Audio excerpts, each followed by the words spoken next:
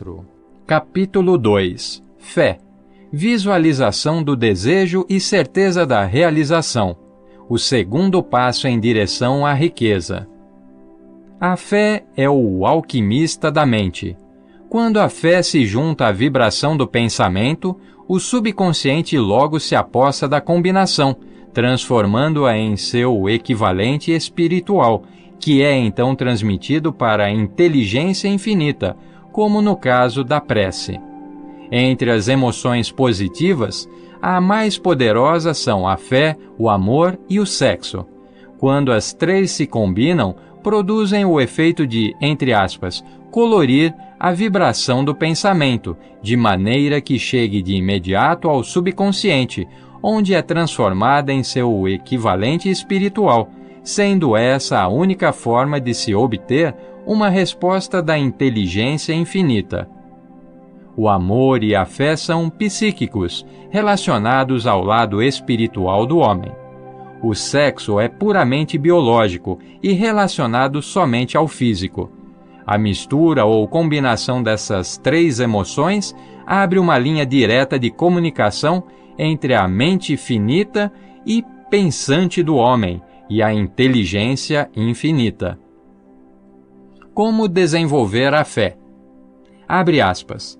A fé é um estado de espírito que pode ser induzido ou criado pela afirmação ou repetição de instruções ao subconsciente, empregando-se o princípio da autossugestão.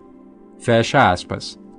Essa frase oferece uma boa explicação para a importância do princípio da autossugestão na transmutação do desejo em seu equivalente material ou monetário. À guisa de ilustração, considere o propósito para o qual, supostamente, você está lendo este livro. O objetivo imediato é, de certo, adquirir a habilidade de transformar o intangível impulso mental do desejo em sua contrapartida material, ou seja, dinheiro.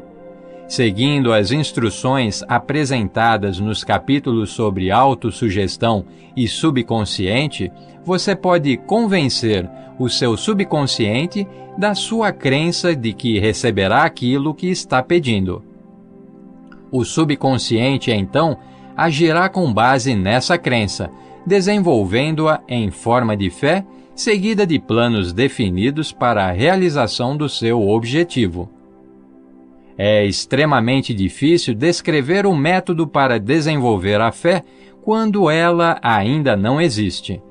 É quase tão difícil quanto descrever a cor vermelha para um cego que nunca viu cores e não dispõe de qualquer elemento para estabelecer a comparação.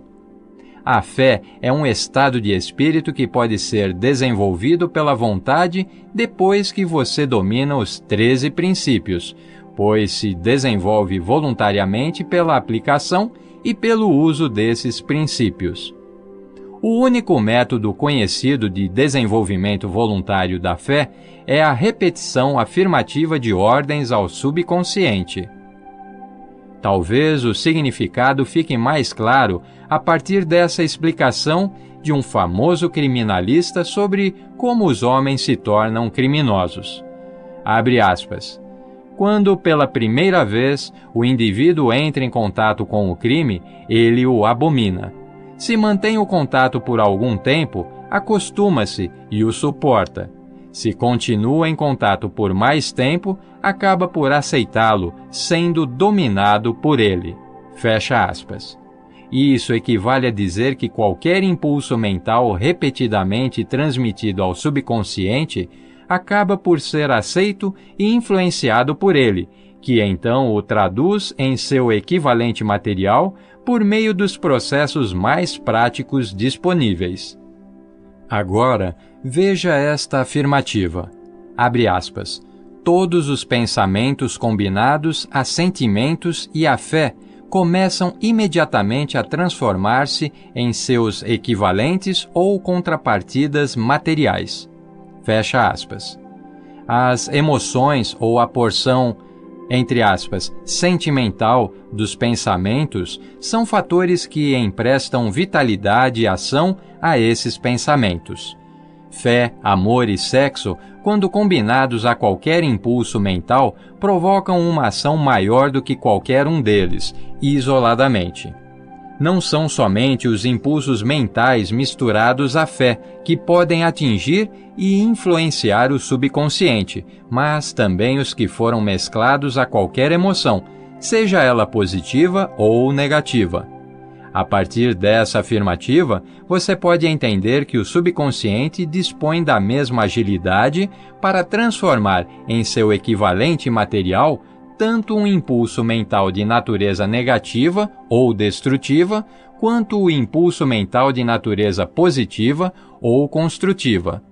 Deve-se a isso o estranho fenômeno que milhões de pessoas experimentam e que chamam de, entre aspas, azar ou, entre aspas, má sorte. Existem milhões de indivíduos que se acreditam, entre aspas, condenados à pobreza e ao fracasso por alguma estranha força sobre a qual creem não ter controle. São eles os criadores da própria infelicidade, em razão dessa crença negativa que é captada pelo subconsciente e traduzida em seu equivalente material. Este é o momento apropriado para reiterar que você pode transmitir ao seu subconsciente qualquer desejo que queira traduzir em seu equivalente material ou financeiro, mantendo-se num estado de expectativa ou crença de que essa transmutação realmente ocorrerá. A fé é o elemento que determina a ação do subconsciente. Não há nada que impeça você de, entre aspas, enganar o seu subconsciente, dando-lhe instruções por meio de autossugestão, como eu enganei o subconsciente do meu filho. Para fazer com que esse, entre parênteses, estratagema pareça mais real, sempre que você conversar com o seu subconsciente, proceda exatamente como se já possuísse o bem material que deseja. Qualquer ordem transmitida ao subconsciente em um estado de crença ou fé, a certeza de que será obedecida será por ele transformada em seu equivalente material, pelos meios mais práticos e diretos que estiverem disponíveis. Certamente, você já possui material suficiente para estabelecer um ponto de partida para a experiência e a prática, por meio das quais poderá adquirir a capacidade de integrar a fé a qualquer ordem dada ao subconsciente. A perfeição vem com o exercício, não basta ler as instruções. Sendo verdade que se pode virar criminoso pela associação com o crime, e esse é um fato conhecido, é igualmente verdadeira a ideia de ser possível desenvolver a fé pela sugestão intencional ao subconsciente. A mente acaba por absorver a natureza das influências que a dominam. Compreenda essa verdade e saberá por que é essencial saber das emoções positivas as forças dominantes da sua mente, eliminando as emoções negativas. A mente tomada por emoções positivas torna-se um abrigo favorável para o estado de espírito conhecido como fé. A fé pode, à vontade, transmitir ao subconsciente instruções que são aceitas e rapidamente postas em ação. A autossugestão pode induzir a fé. No decorrer dos tempos, os religiosos sempre aconselharam a humanidade a, abre aspas, ter fé, fecha aspas, nisso ou naquilo, neste ou naquele dogma ou credo, mas não lograram dizer ao povo como conseguir. Não explicaram que, abre aspas, a fé é um estado de espírito que pode ser induzido pela autossugestão, fecha aspas. Em linguagem acessível, vamos ver tudo o que sabemos sobre o princípio pela qual a fé pode ser criada ou desenvolvida. Tenha fé em você, fé no infinito. Antes de começar, vamos relembrar que fé é o, entre aspas, eterno elixir que dá vida, poder e ação ao impulso mental. A frase anterior merece ser lida 2, 3, 4 vezes e em voz alta. Fé é o ponto de partida para toda a acumulação de riqueza. Fé é a base de todos os, entre aspas, milagres e de todos os mistérios que não podem ser analisados pelas leis da ciência. Fé é o único antídoto conhecido para o fracasso. Fé é o elemento que, combinado à prece, abre um canal direto de comunicação com a inteligência infinita. Fé é o elemento que transforma a vibração comum do pensamento criada pela mente finita do homem em seu equivalente espiritual. Fé é o único instrumento por meio do qual as forças cósmicas da inteligência infinita podem ser atraídas e aproveitadas pelo homem.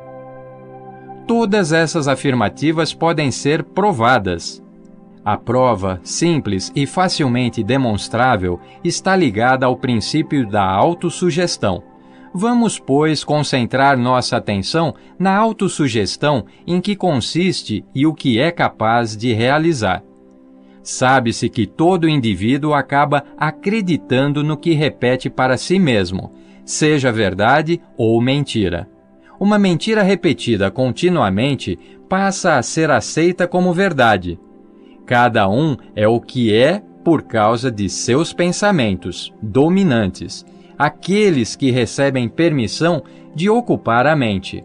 Os pensamentos que alguém deliberadamente coloca na própria mente, alimenta e combina a uma ou mais emoções, constituem as forças motivadoras que dirigem e controlam cada movimento, ato ou feito seu.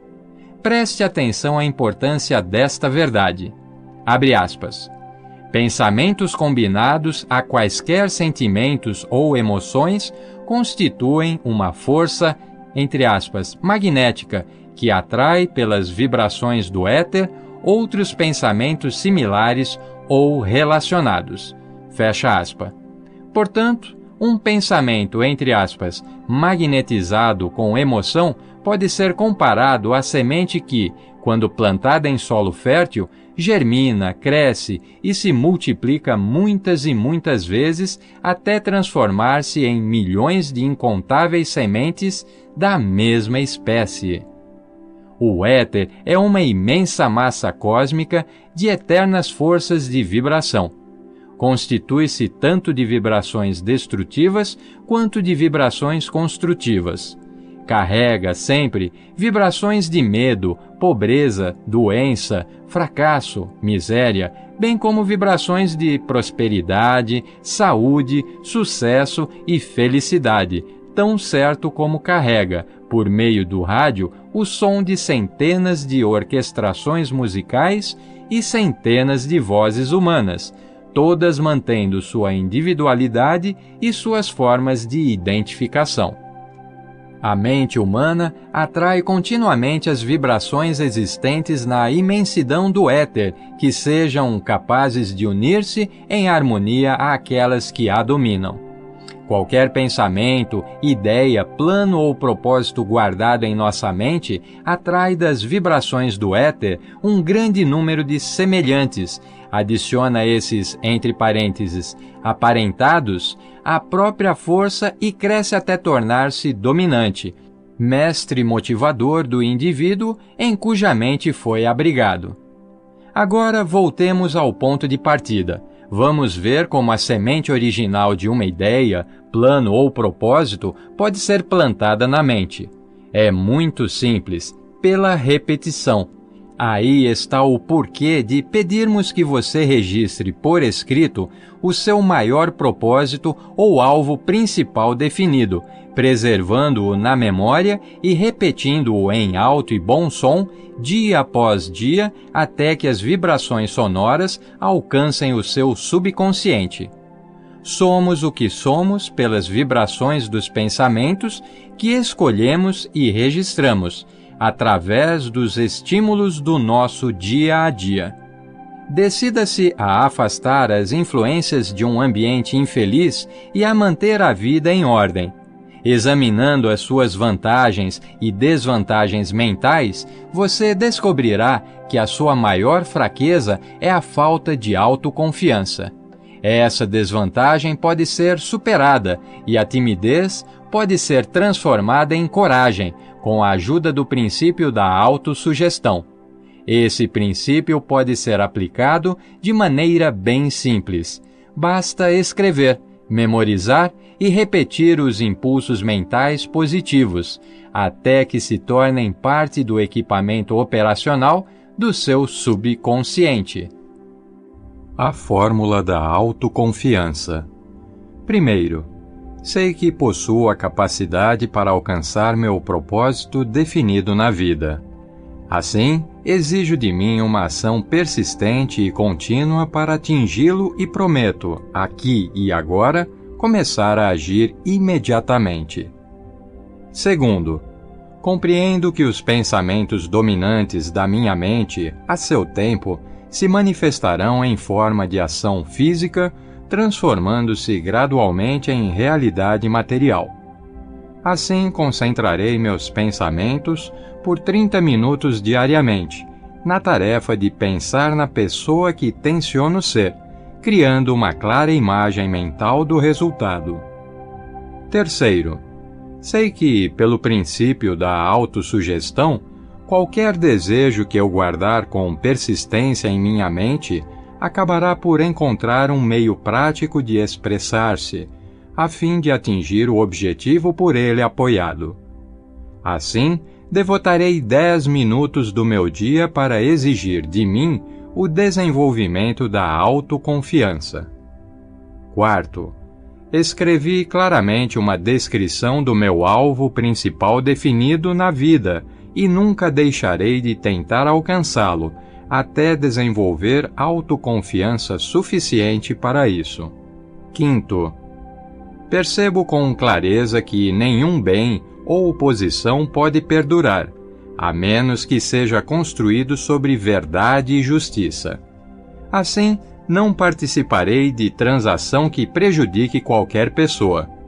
Obterei êxito atraindo para mim as forças que quero usar e a cooperação de outras pessoas. Induzirei os outros a me servirem por meio do meu desejo de servi-los. Eliminarei hostilidade, inveja, ciúme, egoísmo e cinismo, desenvolvendo amor por toda a humanidade, porque sei que uma atitude negativa em relação aos outros jamais poderá trazer-me sucesso. Farei os outros acreditarem em mim, pois acreditarei neles e em mim. Assinarei meu nome nesta fórmula, como garantia de preservá-la na memória e lê-la em voz alta uma vez por dia, com fé plena de que gradualmente influenciarei meus pensamentos e minhas ações de maneira a tornar-me uma pessoa bem-sucedida e autoconfiante. Por trás dessa fórmula há uma lei da natureza, ainda não explicada, que sempre confundiu os cientistas. Os psicólogos a chamaram de, entre aspas, autossugestão, e assim ficou. Pouco importa o nome dado a essa lei, o importante é que ela funciona para a glória e o sucesso da humanidade, desde que usada construtivamente. Por outro lado, se usada destrutivamente, funciona com a mesma eficácia. Nessa afirmação, pode ser encontrada uma verdade muito importante. Aqueles que sucumbem à derrota e acabam a vida na pobreza, na miséria e no sofrimento, aplicaram negativamente o princípio da autossugestão. A causa está no fato de que todo impulso mental tem a tendência de tomar a forma de seu equivalente material. O subconsciente, laboratório químico no qual todo impulso mental é combinado e preparado para transformar-se em realidade física, não faz distinção entre impulsos mentais construtivos e destrutivos.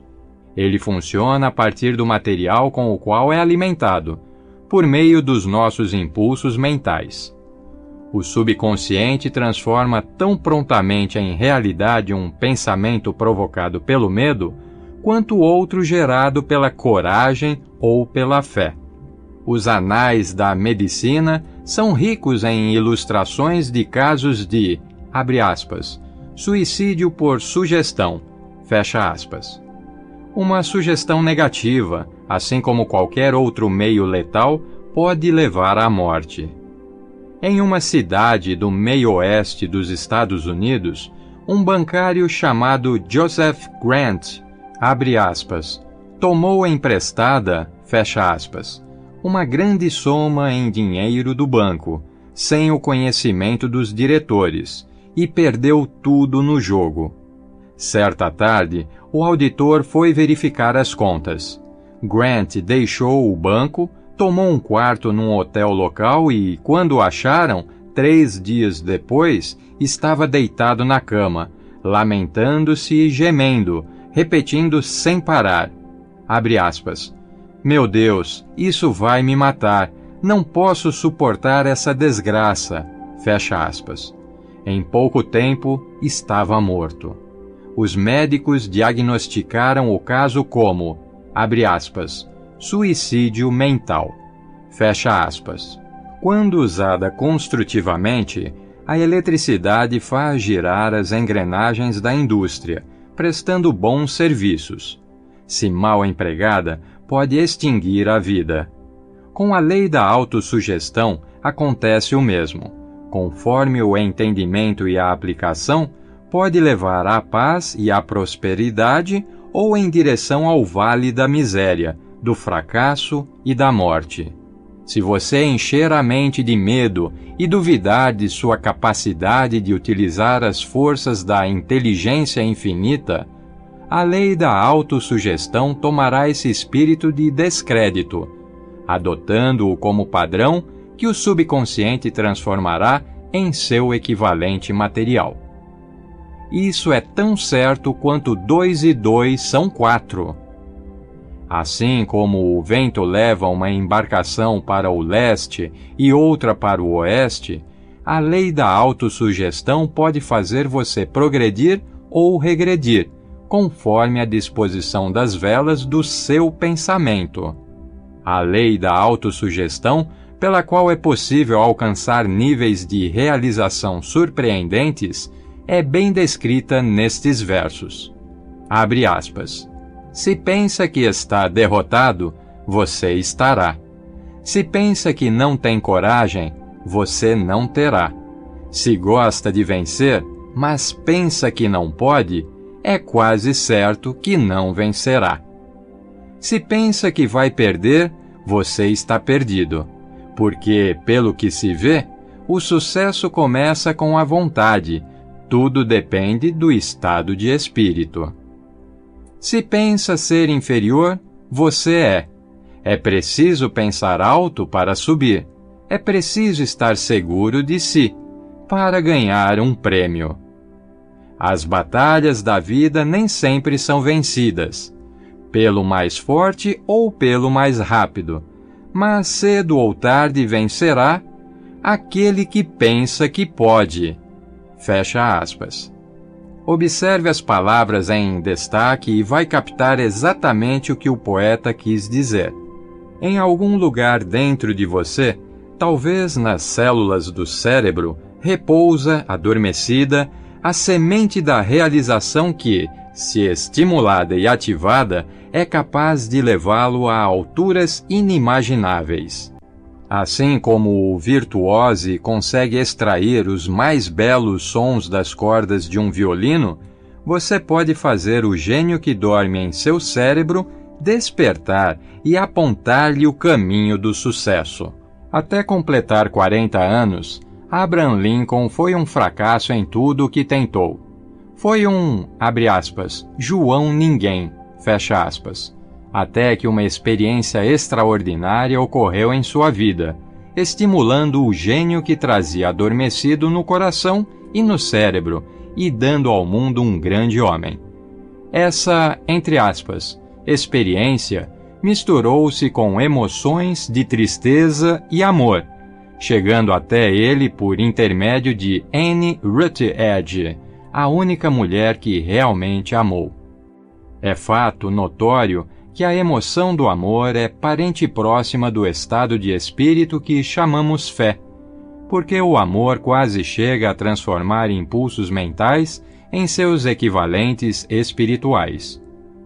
Durante o trabalho de pesquisa para esse livro, com a análise das vidas e dos feitos de centenas de indivíduos que alcançaram realizações extraordinárias, ficou claro que, por trás de quase todos eles, havia o amor de uma mulher.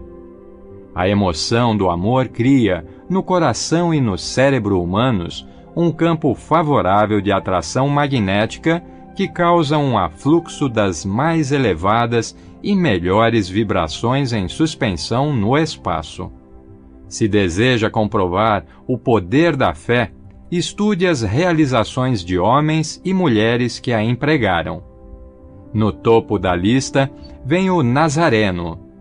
O cristianismo é a maior força a influenciar a mente dos homens.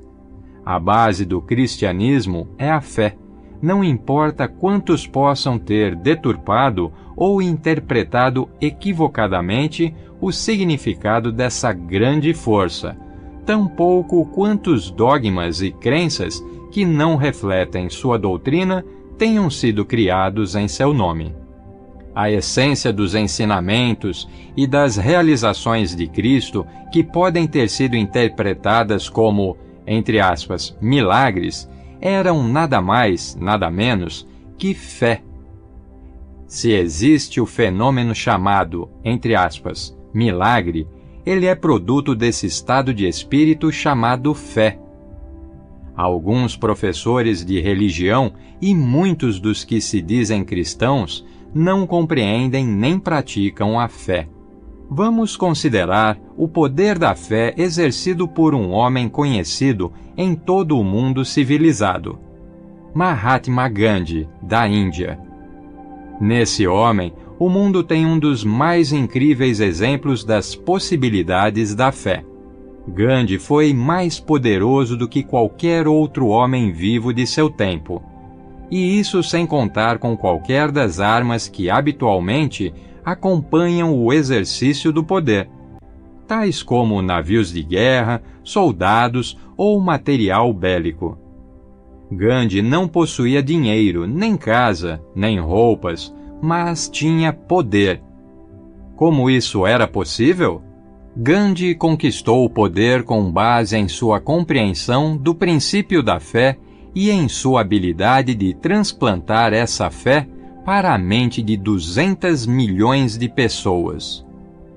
Gandhi realizou, pela influência da fé, o que o mais forte poderio militar não conseguiu nem jamais conseguirá fazer com seus soldados e seu equipamento militar. Ele realizou o feito extraordinário de convencer 200 milhões de mentes a se unirem e agirem em harmonia, como se fossem uma só. Que outra força sobre a face da terra, a não ser a fé, conseguiria tanto? Chegará o dia em que empregados e empregadores descobrirão as possibilidades da fé. Esse dia está nascendo. O mundo inteiro tem tido a oportunidade de testemunhar o que a falta de fé pode causar à economia. Certamente, a civilização produziu um número suficiente de seres humanos inteligentes para fazerem uso da grande lição que a desaceleração da economia ensinou ao mundo. Nesse período, o mundo teve inúmeras provas de que o medo amplamente disseminado paralisa as engrenagens de indústrias e empresas. Dessa experiência, surgirão líderes nos meios empresarial e industrial que se beneficiarão do exemplo que Gandhi nos legou, aplicando aos negócios a mesma tática que ele utilizou para reunir o maior número de seguidores que o mundo já viu. Esses líderes brotarão entre os trabalhadores anônimos das usinas siderúrgicas, das minas de carvão, das fábricas de automóveis, em cidades grandes e pequenas. O mundo dos negócios vai mudar, não tenha dúvida. Os métodos do passado, baseados na combinação econômica de força e medo, serão substituídos por melhores princípios de fé e cooperação. Trabalhadores receberão mais do que salários. Aqueles que sustentam a empresa participarão dos lucros. Mas, primeiro, precisam ser mais dedicados e parar com conflitos e disputas. Precisam conquistar o direito à participação nos lucros. Além do mais, e isso é o mais importante de tudo, os líderes serão indivíduos capazes de compreender e aplicar os princípios de Mahatma Gandhi. Somente assim conseguirão despertar em seus seguidores o espírito de completa cooperação, que constitui o poder em sua forma mais elevada e duradoura. Esta estupenda era tecnológica em que vivemos e da qual estamos apenas emergindo, tomou a alma dos homens. Os líderes tratam os funcionários como peças de engrenagem. Foram forçados a isso como resultado de negociações, segundo as quais os empregadores recebem sem dar, o que prejudica todos os envolvidos. A palavra de ordem no futuro será alegria e felicidade para o ser humano. E, quando esse estado de espírito for atingido, os resultados serão muito melhores do que aqueles do tempo em que o empregado não conseguia combinar fé, interesses pessoais e trabalho. Devido à necessidade de fé e cooperação na administração de empresas e indústrias, será interessante e proveitoso analisarmos um evento que possibilita a perfeita compreensão do método pelo qual industriais e empresários acumularam grandes fortunas: dar antes de tentar receber. O evento escolhido como exemplo data de 1900, quando a United States Steel Corporation foi formada. Ao ler a história, guarde estes fatos fundamentais e compreenderá como as ideias se converteram em enormes fortunas. Primeiro, a enorme United States Steel Corporation nasceu na mente de Charles M. Schwab, sob a forma de uma ideia criada em sua imaginação. Segundo, ele acrescentou fé à ideia. Terceiro, formulou um plano para transformar a ideia em realidade material e financeira. Quarto, colocou o plano em ação, com o famoso discurso no University Club. Quinto, aplicou o plano com persistência, levando-o adiante, com base em uma decisão firme, até concretizá-lo. Sexto, seu desejo ardente preparou o caminho para o sucesso. Se você faz parte daqueles que se perguntam como as grandes fortunas foram acumuladas, a história da criação da United States Steel Corporation tem muito a contar. Se ainda duvida de que as pessoas possam pensar e enriquecer, poderá ver claramente nesta história a aplicação de grande parte dos 13 princípios descritos neste livro. Essa surpreendente descrição do poder de uma ideia foi relatada em cores vivas por John Lowell no New York World Telegram, que gentilmente permitiu a reprodução da matéria. Um belo discurso de $1 bilhão após o jantar. Abre aspas. Na noite de 12 de dezembro de 1900, quando cerca de 80 pessoas da elite financeira mundial encontraram-se no salão de banquetes do University Club, na Quinta Avenida, para homenagear um jovem vindo do Oeste, poucos convidados perceberam estar diante do mais importante episódio da história da indústria dos Estados Unidos. J. Edward Simmons e Charles Stewart Smith, muito agradecidos pela hospitalidade com que foram recebidos por Charles M. Schwab na visita que haviam feito pouco tempo antes a Pittsburgh, organizaram um jantar para apresentar o, abre aspas, homem do aço, fecha aspas, de 38 anos, a nata da sociedade financeira do leste. Não esperavam, porém, o impacto que ele causaria na reunião. Na verdade, Schwab havia sido prevenido pelos amigos de que o grupo de abastados de Nova York não se deixaria impressionar pela oratória e que, caso não quisessem entediar os Stillmans, Harrimans e Vanderbilts, seria melhor limitar-se a uns 15 ou 20 minutos de superficialidade e só. Inclusive John Pierpont Morgan, sentado à direita de Schwab, como pedia sua alta posição, pretendia honrar a mesa do banquete com sua presença apenas por um breve tempo.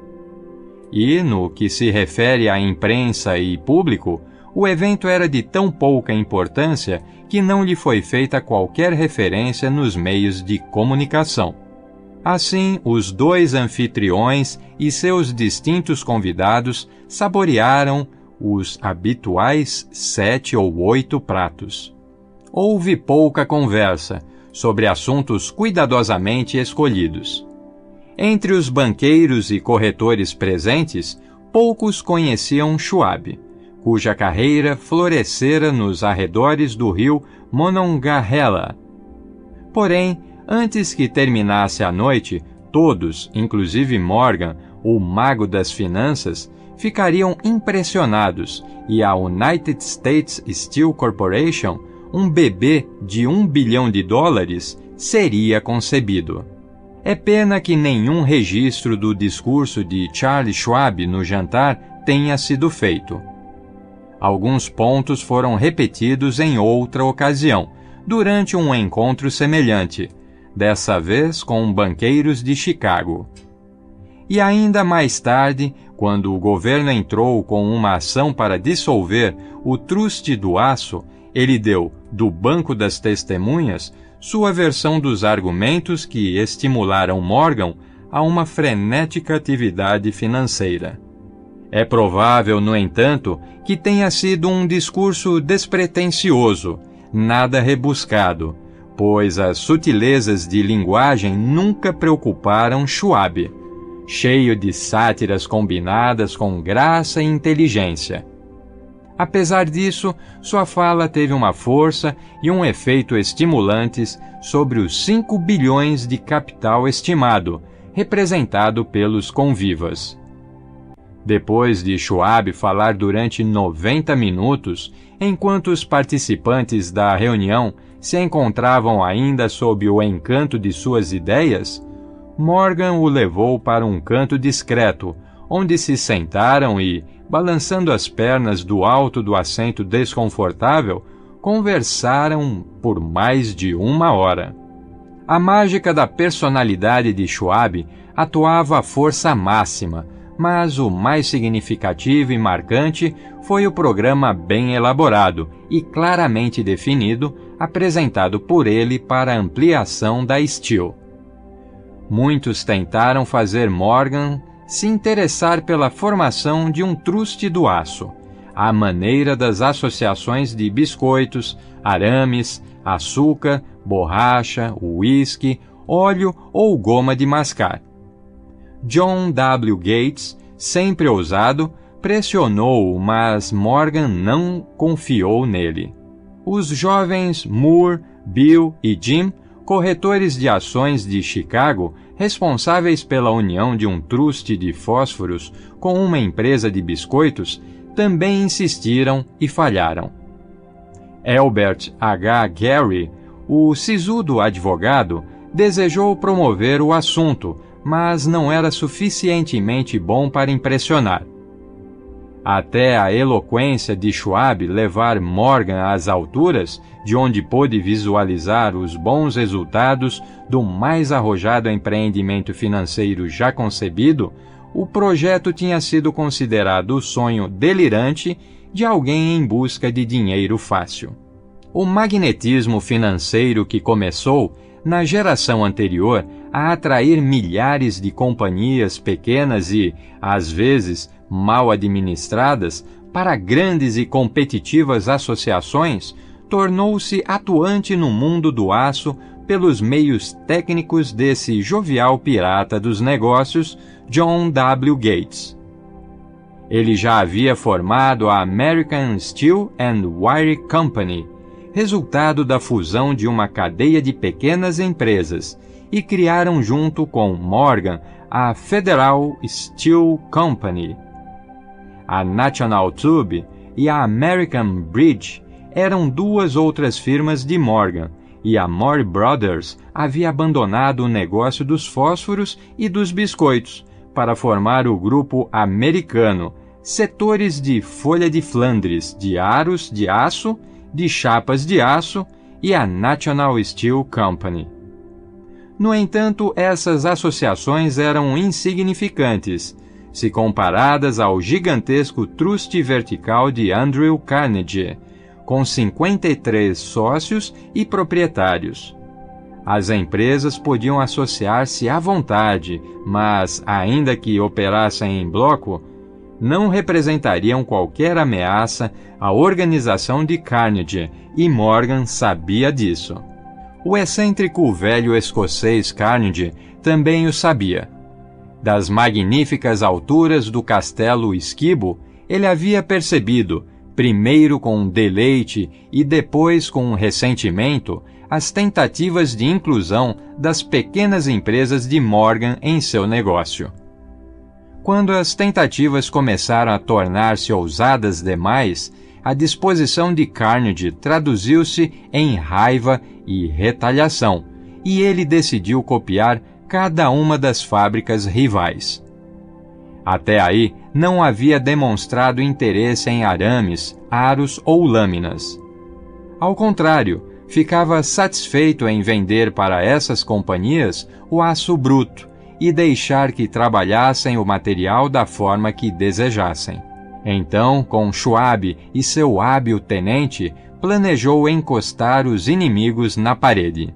Assim, no discurso de Charles M. Schwab, Morgan viu a resposta para seu problema de associação. Um truste sem Carnegie, o maior deles todos, não seria um truste de forma alguma.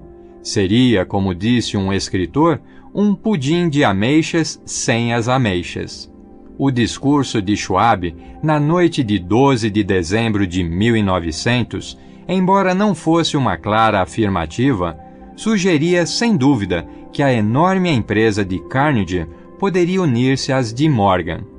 Ele falou sobre o futuro do aço no mundo, a reorganização para a eficiência, a especialização, a dissolução das fábricas mal-sucedidas, com a concentração de esforços naquelas em crescimento, o comércio de minério, a economia nos departamentos administrativo e operacional e a conquista de mercados estrangeiros. Mais do que isso, disse aos especuladores presentes onde estavam os erros de sua habitual roubalheira. Seu propósito, ele concluiu, era criar monopólios, aumentar preços e obter gordos dividendos como prêmio. À sua maneira entusiástica, Schwab condenou o sistema. A falta de visão de tal política, disse aos ouvintes, ficava patente pelo aprisionamento do mercado em uma era em que tudo apontava para a expansão. Argumentou que o barateamento do custo do aço criaria um mercado em permanente expansão, com a descoberta de novos usos e a conquista de uma boa fatia do mercado mundial. Na verdade, embora não o soubesse, Schwab foi um apóstolo da moderna produção em massa. Assim, o jantar no University Club chegou ao fim. Morgan foi para casa pensar nas otimistas previsões de Schwab. Este voltou a Pittsburgh para dirigir o negócio de aço para W. Andra Carnegie, enquanto Gary e os demais retornaram ansiosos ao mercado de ações à espera do próximo movimento. Não foi preciso esperar muito. Morgan levou cerca de uma semana para digerir o grande número de razões que Schwab colocara diante dele. Quando teve certeza de que não resultaria dali uma indigestão financeira, chamou Schwab e o achou um tanto retraído. Schwab disse que o Sr. Carnegie poderia não gostar se descobrisse que o presidente de sua companhia flertava com o imperador de Wall Street, a rua na qual o chefe prometera jamais pisar. Então, foi sugerido por John W. Gates, o intermediário, que se Schwab por acaso estivesse no Bellevue Hotel, na Filadélfia, então J.P. Morgan poderia também estar lá por coincidência. No entanto, quando Schwab chegou, Morgan estava inconvenientemente adoentado em casa, em Nova York. Assim, pressionado pelo convite do superior, Schwab foi a Nova York e apresentou-se ao financista. Alguns historiadores econômicos acreditam que, do início ao fim da história, a cena foi dirigida por Andrew Carnegie. O jantar para Schwab, o famoso discurso, o encontro noturno no domingo entre Schwab e o rei do dinheiro seriam eventos arranjados pelo astucioso escocês. A verdade é exatamente o oposto.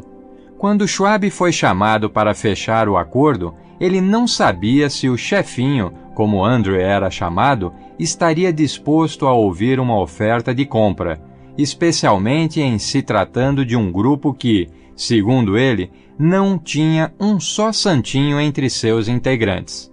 Mas Schwab foi para o encontro levando 6 folhas escritas de próprio punho, cheias de números precisos que representavam o valor concreto e a potencial capacidade de ganhos de cada uma das siderúrgicas que ele considerava estrelas essenciais no novo firmamento do metal. 4 homens estudaram os números a noite toda. O chefe, claro, era Morgan, firme em sua crença no direito divino do direito. 4 homens estudaram os números a noite toda.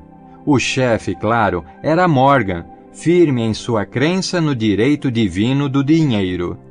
Com ele estava seu aristocrático sócio, Robert Bacon, um cavalheiro e conhecedor do assunto. O terceiro era John W. Gates, a quem Morgan não levava a sério, considerando-o um jogador. O quarto era Schwab, que, na época, sabia mais sobre o processo de fazer e vender aço do que qualquer um. Durante a reunião, os números do homem de Pittsburgh não foram questionados em momento algum. Se ele dizia que uma companhia valia tanto, então valia tanto e não mais. Insistiu também que só fossem incluídas na operação as empresas indicadas por ele. Havia concebido uma corporação na qual não haveria duplicação, nem mesmo para satisfazer a ambição dos amigos, que queriam descarregar suas companhias nos amplos ombros de Morgan. Assim, deixou de fora, deliberadamente, diversas grandes firmas sobre as quais os Walruses e Carpenters de Wall Street tinham pousado olhos cobiçosos. O dia amanhecia. Morgan se levantou e endireitou as costas. Só uma pergunta não fora respondida. Você acha que pode persuadir Andrew Carnegie a vender? Perguntou. Posso tentar, respondeu Schwab. Se você conseguir que ele venda, eu me encarrego da questão, disse Morgan. Até aí tudo bem. Mas será que o Carnegie venderia? Quanto pediria? Schwab pensava em algo em torno de 320 milhões de dólares. De que maneira ele receberia esse pagamento? Em ações ordinárias ou preferenciais? Em títulos? Em dinheiro? Ninguém pode levantar 1/3 de bilhão de dólares em dinheiro. Em janeiro, houve uma partida nos semicongelados campos de golfe de St. Andrews, em Winchester, que Andrew Carnegie disputou embrulhado em suéteres para suportar o frio, enquanto Charles Schwab falava sem parar, como de hábito, para manter o espírito alerta. Todavia, nenhuma palavra sobre negócios foi mencionada até que a dupla sentou-se, no calor aconchegante do chalé de Carnegie. Então, usando a mesma persuasão com que havia hipnotizado 80 milionários no University Club, Schwab derramou as tentadoras promessas de aposentadoria no conforto dos milhões não declarados, para satisfazer os caprichos sociais do outro. Carnegie capitulou, escreveu um número numa folha de papel, entregou-a a Schwab e disse: "Certo, é por esta quantia que venderemos." A quantia era de aproximadamente 400 milhões de dólares, e ele chegou a tal cifra tomando como preço básico os 320 milhões mencionados por Schwab, mais 80 milhões que representavam o valor do aumento de capital dos 2 anos anteriores. Mais tarde, no convés de um transatlântico, o escocês disse a Morgan em tom lamentoso: "Eu devia ter pedido mais 100 milhões de dólares." "Se tivesse pedido, teria conseguido", disse Morgan em tom animador. Houve um certo alvoroço, é claro. Um correspondente britânico telegrafou, informando que a comunidade internacional do aço estava assustada com a gigantesca associação. O reitor Hadley de Yale declarou que, a menos que os trustees fossem regulados, o país poderia esperar um imperador em Washington nos próximos 25 anos. Porém, o hábil manipulador de ações, Kenney, colocou mãos à obra e empurrou as novas ações para o público com tanta disposição que todo o excesso, estimado em cerca de 600 milhões de dólares, foi absorvido num piscar de olhos. Dessa forma, Carnegie teve seus milhões, o grupo de Morgan ficou com 62 milhões de dólares pelo incômodo, e todos os rapazes de Gates e Gary receberam sua cota de milhões. Schwab, aos 38 anos, teve sua recompensa. Tornou-se presidente da nova corporação e permaneceu no controle até 1930. A dramática história de Big Business que você acabou de ler foi incluída neste livro porque é uma perfeita demonstração do método pelo qual o desejo pode ser transformado em seu equivalente material. Imagino que alguns leitores questionarão a declaração de que um mero e intangível desejo possa converter-se em seu equivalente material. Não se pode converter nada em alguma coisa. A resposta está na história da United States Steel. Essa organização gigantesca foi criada na mente de um homem. O plano pelo qual a organização recebeu as usinas siderúrgicas que lhe deram estabilidade financeira foi criado na mente desse mesmo homem. Sua fé, seu desejo, sua imaginação, sua persistência foram os verdadeiros ingredientes que formaram a United States Steel.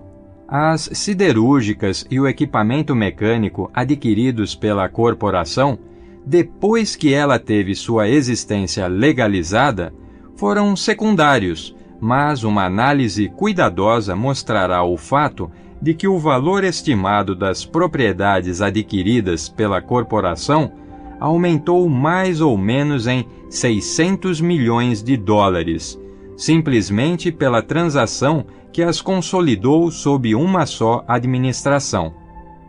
Em outras palavras, a ideia de Charles M. Schwab, mais a fé com que ela foi transportada para as mentes de J. P. Morgan e dos outros, foi vendida com um lucro de aproximadamente 600 milhões de dólares. Não é propriamente uma soma insignificante para uma ideia.